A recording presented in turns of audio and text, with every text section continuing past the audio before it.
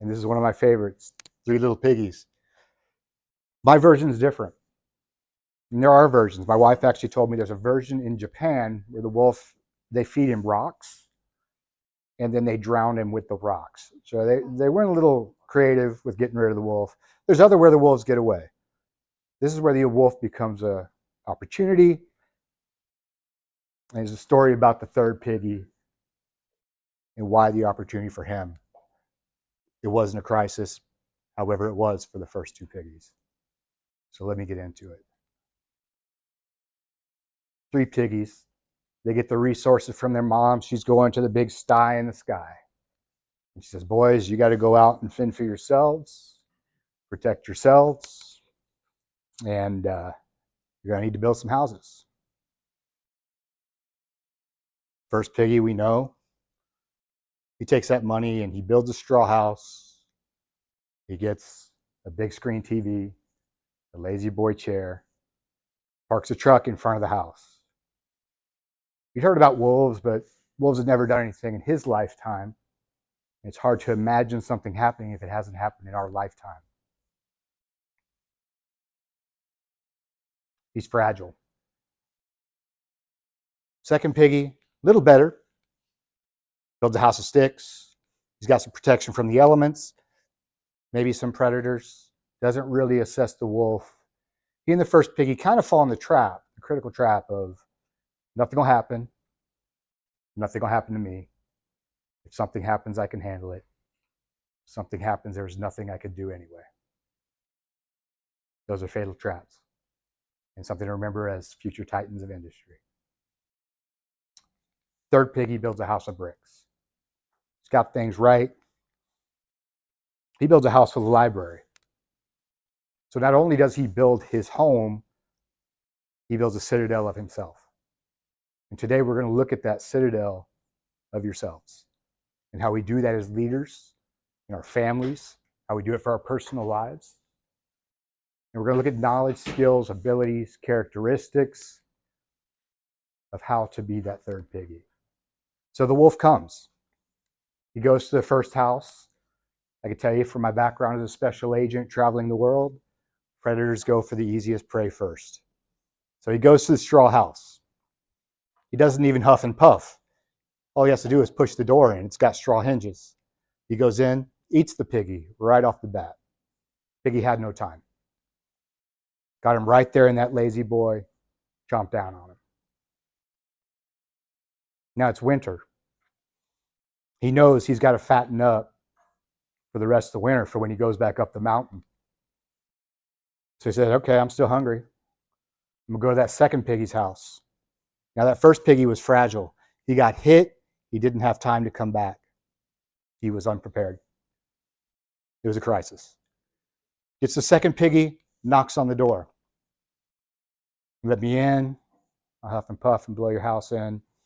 Little piggy didn't say, not by the hair of my chinny chin chin. He froze.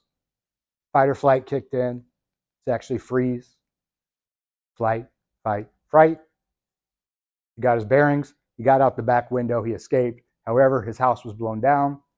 He doesn't have a house. He's knocked down, but he comes back. He's resilient. You can make a new house. And he got by the skin of his little curly tail. Still hungry. The wolf goes to the third house, the brick house, the citadel. Knocks on the door. Says, let me in. Little pig. Little pig taunts him. Says, do your worst. I'll do mine. Huff and puff. And he huffs and he puffs. No avail. As the piggy's taunting him, he's staying calm, but the wolf is getting emotional. And he wants that piggy so bad. Piggy just sit back with his favorite book, Sun Tzu, The Art of War. Prepared, I await the unprepared. Don't know yourself. Don't know your enemy, you're screwed. Only know yourself. Don't know your enemy, 50-50 chance. Conversely, you only know your enemy, not yourself, in your state of readiness. 50-50 chance. You know both yourself and your enemy you're cool in the gang. So he knows what's going to happen. He knows his enemy, the wolf, and he knows his house. There's only one point of ingress, and that's the chimney. So there he is. He'd been prepared because he knew things about his environment as well. He knew that when the snow falls in the mountains, that's when wolves come. There's nowhere to eat up there. He had some data points. So prepared, he awaited the unprepared. The wolf comes down. The piggy had already set out the pot. The wolf lands in the pot. And in the story we know, the wolf dies. Into the story, never really turns it to his advantage. But we're turning what may be a crisis to some to an advantage for ourselves or our organization. So he's dead. Piggy pulls him out of the pot and makes a coat. And this is the switch. He then takes that coat and proudly wears it into Piggy Village. And all the piggies are like, how does a pig get a fur coat? And he said, well, I got a way of thinking. See, now had he just left the wolf in the pot, he would have been robust. He gets hit, doesn't go down, doesn't get any better. He got hit, didn't go down, got better. He is the opposite of fragile. He is anti-fragile. He goes into the piggy village and they're like, man, you're a smart dude. How'd you do that? And he says, well, I'll teach you. And he said, you've got great judgment. We want to make you mayor of Piggy Village. We need someone to build up our defenses.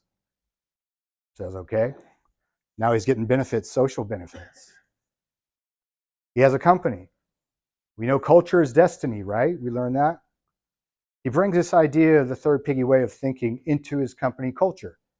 So whenever the winds of change come, they're not buffeted, they're excited. They don't freeze, flee, fight, or fall into fright, which is when you are catatonic. He passes this into his family. He's big on his descendants. Maybe he's the way he was because he was an oldest son. Maybe he was always responsible. His kids learn this. His kids pass it down.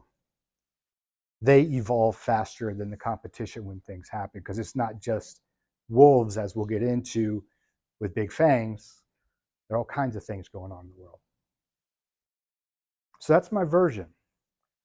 The piggy was able to turn the wolf to his advantage. Now, show of hands. Was it a crisis for the first piggy?